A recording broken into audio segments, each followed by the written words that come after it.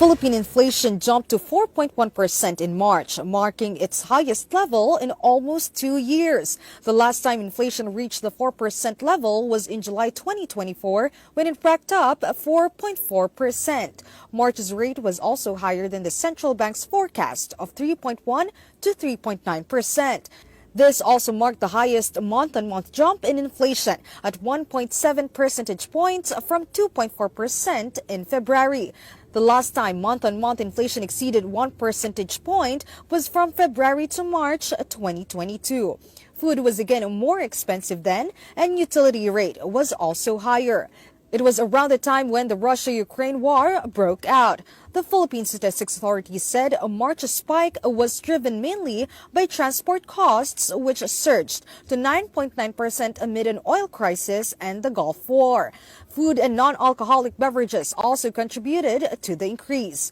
Then there's the local currency. The PSA says the purchasing power of the peso dropped to 75 centavos in March. This means 1 peso today can only buy goods and services worth 75 centavos. And your 1,000 pesos is actually just worth 750 pesos.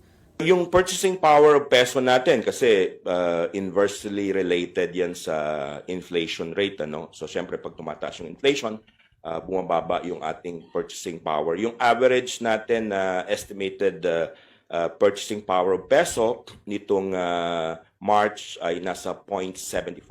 Ang ating base dito ay 2018. No? So yun na yung overall effect ng inflation rate mula simula ng 2018 hanggang ngayon, March.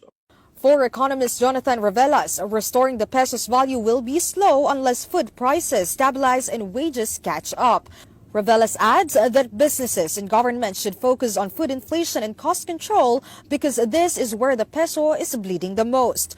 But as the crisis continues, bringing down food costs likewise poses a huge challenge with oil price increases showing no signs of letting up. On Tuesday, April 7, diesel prices, the fuel of the transport sector, is hovering at 170 pesos per liter. PUV groups continue to push for government action in suspending fuel taxes to help ease prices.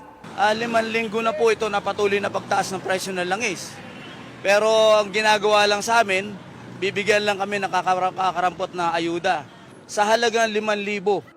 Economists are even predicting fuel prices to breach the 200 peso a liter mark.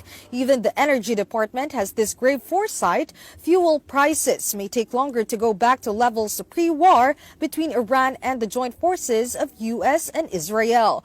Or worse, the 60 peso per liter fuel may already be a thing of the past. It's the rockets and feathers phenomenon. Kung gaano kabilis ang pag-akyat ng presyo, hindi ganun po kabilis yung pagbaba ng presyo. In fact, it will be way, way slower because ang damage po ng gera na to ay sobrang, it goes beyond the war na ngayon. Iba na yung epekto niya. Kapatid Amy Atienza, we are One News.